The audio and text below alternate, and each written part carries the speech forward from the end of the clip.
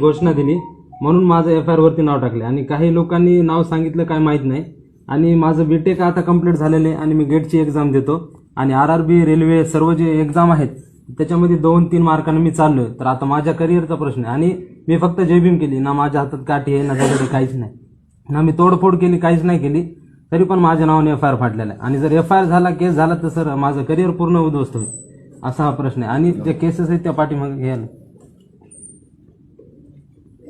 काही राजकीय स्टेटमेंट सुद्धा दरम्यानच्या काळात आले. आता काही ज्यांनी मंत्रिपदाची शपथ घेतली, मेघना बोर्डीकर त्यांनी परभणीचे उबाटाचे खासदार संजय जाधव आणि राष्ट्रवादी शरद पवार गटाचे राज्यसभा खासदार फौजा खान यांचे चिथावणीखोर भाषण झाले आणि त्यामुळं हे प्रकरण चिघळलं. मी एवढे ठाम स्टेटमेंट करू शकलो की 2 मराठ्यांच्या भांडणामध्ये हा सगळा बळी आहे. कोणते 2 मराठी थांब, ते योग्य वेळेस नाव सांगितलं. साहेब केस झालेले आहेत त्याच्या संदर्भात काही घेतील आम्ही नोंद प्रेसमध्ये बोलू घेतली.